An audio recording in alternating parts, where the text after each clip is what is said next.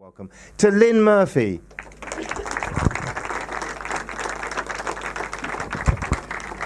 Well, thank you very much for having me back to the Towner. And as you were warned, I'm not going to talk about language this time, even though that is my specialism. But you will see what this has to do with me as we go along. Let's start with this guy.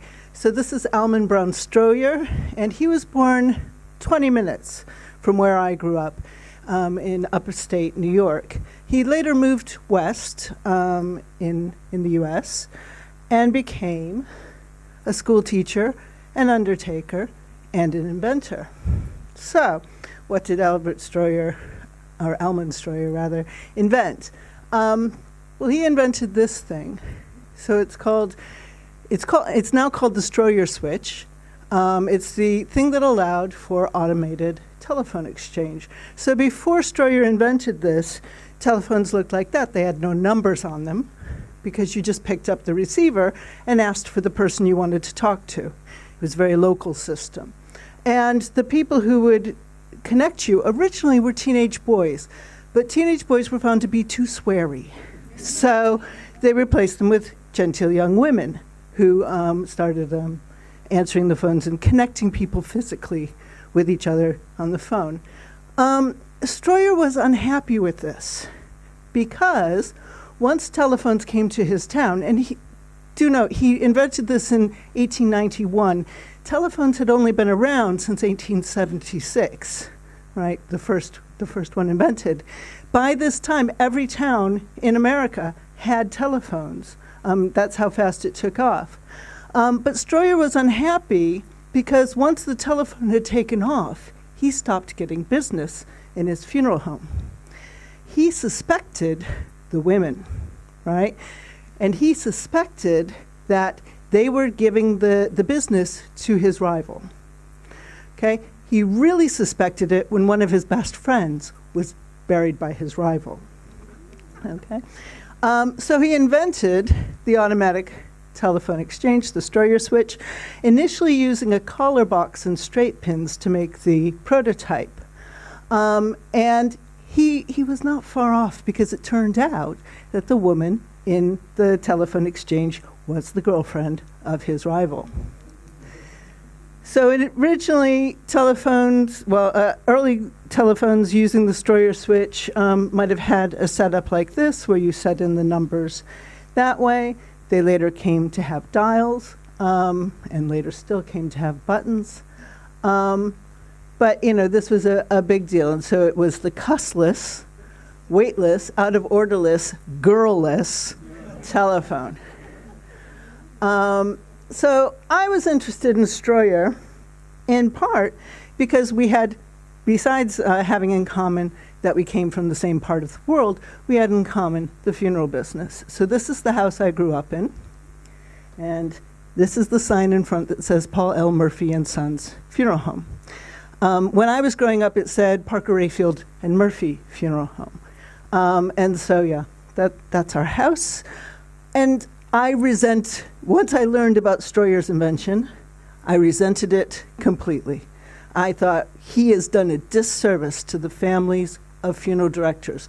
Because before there was a Stroyer switch, people would have been able to call up the funeral home, but the operator would know nobody's there, so she'd say, I'll connect you to where he is, to where the funeral director is, at their friend's house, or down at the pub, or wherever the funeral director might find himself. But because now we had direct telephone lines into our houses, it meant that when I was a child, we always had to be at home, or at least somebody always had to be at home, because there always had to be somebody there to answer the phone in case someone died. So we could never go to church together, have, vacations, have day trips, things like that. Somebody always had to be home. If not one of us, and I started being a funeral home telephone answerer at the age of 11. If not one of us, then we had to hire what we called a phone sitter, which was like a babysitter, except it was a teenager who came and answered the phone for the funeral home. Okay? So because of this, I never went camping as a kid. We could never go on a holiday until I was nearly 12. This is 1977. And here we are in Detroit, Michigan, having our first ever family holiday. My dad was taking the picture. Okay, so until then, we had to wait for something to come along that would correct the ills with the destroyer switch, and that was call forwarding. Now, call forwarding had been invented in the 1960s, but I lived in a rural part of America. Our telephone exchange didn't have that technology for quite a while. So instead, there was an invention that looked like this. This is the British version. I couldn't find a picture of the divertophone that we had in our house. But it's a machine, has a tape that's, our tape would say, "This is Parker Rayfield Murphy Funeral Home. Please wait while we transfer your call." And then we'd put in the numbers for the funeral director in the next town, and then he could answer the phone when we were out of the house. So this was our lifesaver, and this is why we could go on a family vacation to Detroit. Now, funeral directors are very good at inventing things. All the way back, as long as there have been people who specialize in the treatment of the dead. But of course, if we look back at what did the ancient Egyptians invent, it was a lot of stuff to do with the actual treatment of dead bodies, so embalming, mummifying, that sort of thing. I'm more interested in what funeral directors have done for the living. What other inventions have they made that have influenced us? And why funeral directors? And I'd say why funeral directors is because of where the funeral directing profession comes from. Especially, I need to talk about how it worked in America, because it works quite differently in America than it can do here. But even here, traditionally, funeral directing came out of odd jobsmen sort of things, people who were undertakers, who were entrepreneurs, who would do jobs for other people. And in this case, it was the job of taking care of their dead. And so that's the original meaning of the word. The word went on to specialize to people who manage funerals. But I'd say that the entrepreneurialness never actually went away. And it was traditionally, in America at least, very much part of what funeral directors do. So in the 19th century, that's when funeral directing as a profession really got going in America. And this is the kind of advertisement that you'd have for a funeral director. So this guy is furniture and undertaking, also the ambulance service. And these are three things that go together, right? The undertaker is the guy in town who has a carriage long enough to carry a coffin. So he's going to move your furniture, he's going to be your ambulance, he's going to do all those things. He's also the guy who makes coffins, and so he can make cabinets. So he's doing all of those things. This business, this is Lynch's Furniture and Undertaking. Lynch's Funeral Home and Furniture was still there in Geneva, New York when I was growing up. And it's only recently with mass-produced furniture that furniture has come to be disengaged from the funeral business in America. So I wanted to look beyond at some other funeral directors who invented things. So this is Seth Greeley, Tufts. Born in Maine, was part of a group of people who moved from Maine to Ohio and imaginatively named their town Maineville. And he, in his town, started a carriage business, which quickly became also an undertaking business. So again, carriages necessary for transporting, involving building, all those things sort of go together. And this is around the period when the funeral home, as Americans know it, became a big thing. So you saw the house I grew up in. That's what all these houses are. So in America, in towns, maybe not in cities, this is where you would go for a funeral, for a wake, for that sort of thing. So it's a big house. The family lives upstairs or in the back, and the front of the house will have this is a very blurry old picture, a funeral parlor, right? So a place where the dead can be laid out, where the family can receive mourners.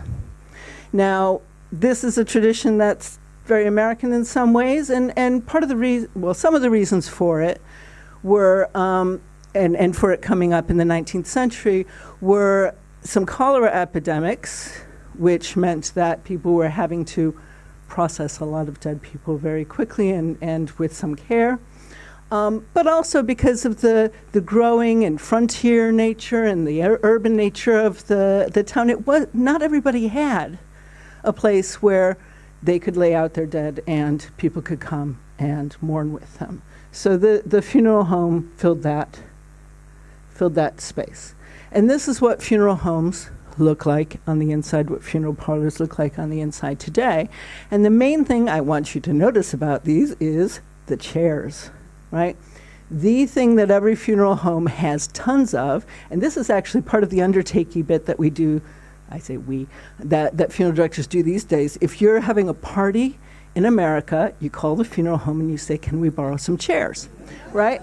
So these chairs need to be moved around because sometimes you've got two funerals, sometimes you've got small funerals. You don't want people to feel bad because there's lots of empty chairs. You've got also, so funeral directors needed lots of chairs that could be moved around easily. So Seth Tufts invented the folding chair, which for a while was known as the Undertaker chair because of his invention of it. And while I was researching this, I found this person had posted something on whatever social media about this eBay purchase that they made. And they bought these chairs, and they were surprised to find out that they came from Superior Funeral Home Supply Corporation. And the reason why I was interested is these are the chairs we had in my house in the 80s. And once they served their purpose as funeral home chairs and start looking a bit shabby, they become the chairs that we have for extra seats around the table at Christmas or things like that. So anyway, it lives on. If anybody knows professional wrestling at all, there is a character called the Undertaker, and his signature move is to bash somebody with a folding chair. All right, so you can buy an Undertaker's chair with a picture of the Undertaker on it, and it's all connected. So our friend Seth Tufts, he liked inventing so much that he gave his funeral directing business, to his son, and went on to become a full-time full-time inventor. This is one of, I'm sorry, these pictures are too nasty to be this big, but he invented an elevator hatch cover. I will say, I also felt kinship to Seth for this because my house was the only house I knew in my town that had an elevator, that had a hatch that opened up to take the caskets up and down from the basement. He invented a fire escape, a fence, a water drainage system, all sorts of things. Oops, I skipped one. And going into the 20th century, we still have funeral director inventors. So this is Richard Stone. He was a funeral home a funeral home owner and a master automobile mechanic, and the owner of the only black professional baseball team in his town in Florida. So he was an undertaker. He did lots of things. And he was an inventor. He invented the turn signal, the directional indicator that goes on cars with lights. Before that, there may have been the kind that have flags, but he invented one that had lights. Staying with cars, because funeral directors are transporting things a lot.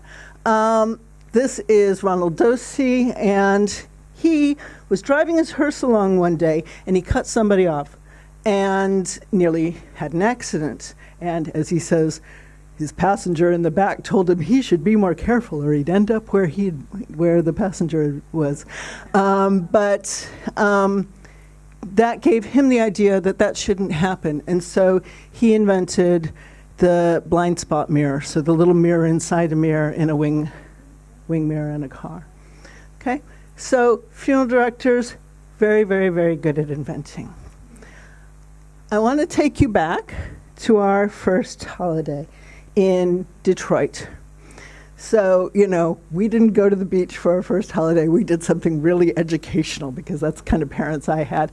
And so we went to Detroit, where we went to the Henry Ford Museum. I think this is part of that. We went and saw Pontiac cars being manufactured. We went and saw Kellogg's cereals being made. All sorts of great inventions. None of them, as far as I know, related to funeral directing. But the kid on the left there is my brother David. So he's the closest to me in age. He and I never really saw eye to eye as kids. He was the kind of kid who liked to catch frogs, ride his bike fast, take things apart and try to put them together again, including my Barbie dolls. Wasn't always successful. I was the kind of kid who liked to read the dictionary. Right, so we're a little bit different. But, here he is getting into our educational trip to Detroit. So David started out, he did 2 degrees in environmental chemistry and became a fisheries officer, a federal officer on boats in Alaska to make sure that Japanese and Russian ships weren't taking the wrong kinds of fish. He got sick of that after a while, and ended up being the first son in Paul Murphy and Sons. So it was Paul Murphy and Sons. Now it's Paul Murphy and Sons. But yeah, he became a funeral director. Being a good funeral director, he couldn't just have one job, right? So he also, it takes a lot to qualify as a funeral director in America. You need all sorts of education and licensing. And on top of that, he went and became a licensed boat captain to become a fishing charter captain in Lake Ontario. And I like his advertising, make a wake with the fish and mortician. So that's what Undertakers got to do. They got to have lots of jobs. They got to be entrepreneurial. David was driving home from the lake one day when a car driven by a 17-year-old did not stop at a stoplight. And he was on his beloved Harley Davidson at the time. Okay, so this was in 2013, so was that 11 years ago? And it was a really, really bad time for my family. It was a particularly bad time for David. He was, at least 12 vertebrae were broken. Some of them were completely smashed. A big chunk of his leg was gone. He was in induced coma for quite a while, so that they could stabilize him to try to do some surgeries, to try to fix some of these things.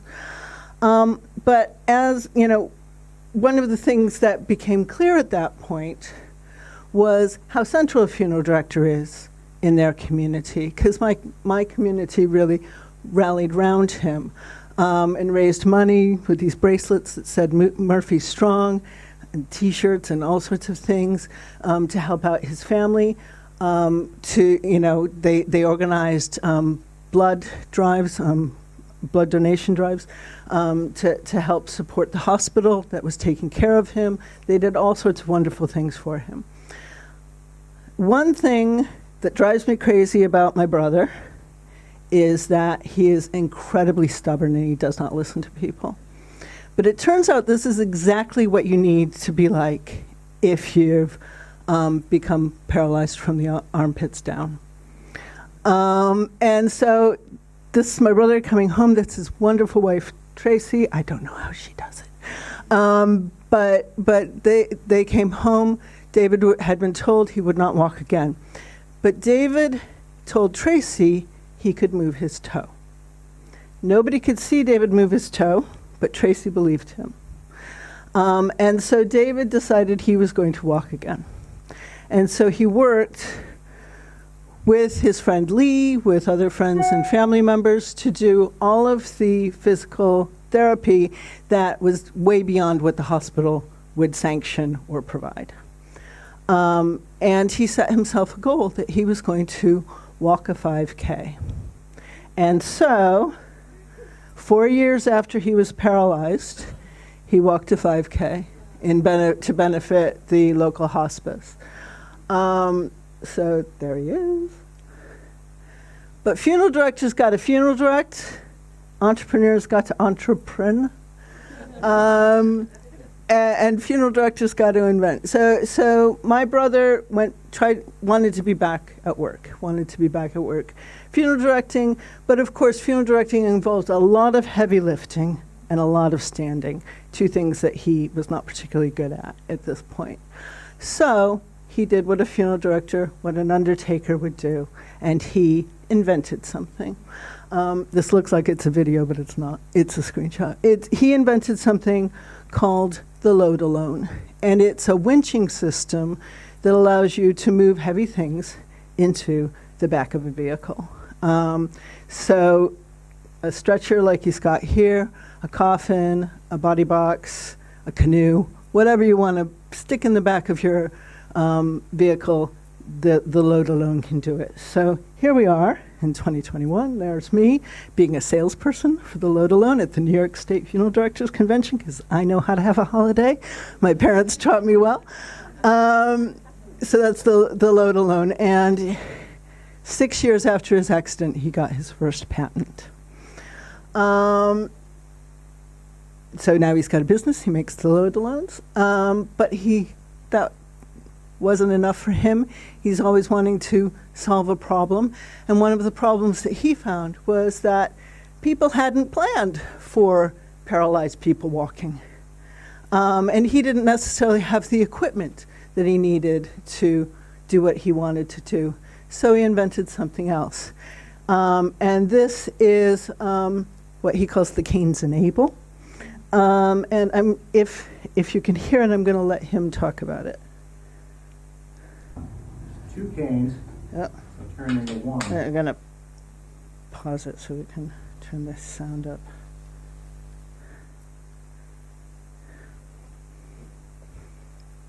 Sorry. It's not running now. Two canes that turn into one with magnets. Two canes, so you stand up straighter, have better posture, better core of gravity. One cane, so you're not tangled, and you need a free hand. All right. So that's a little bit of his video online showing his canes enable. And he uses that, my dad uses that now, and everywhere you go, people say, "Where'd you get that cane?" So I'm pretty proud of him, even though he drives me crazy. I'm sure I drive him crazy too. But that's a little bit about Undertakers and their inventions. So thanks very much.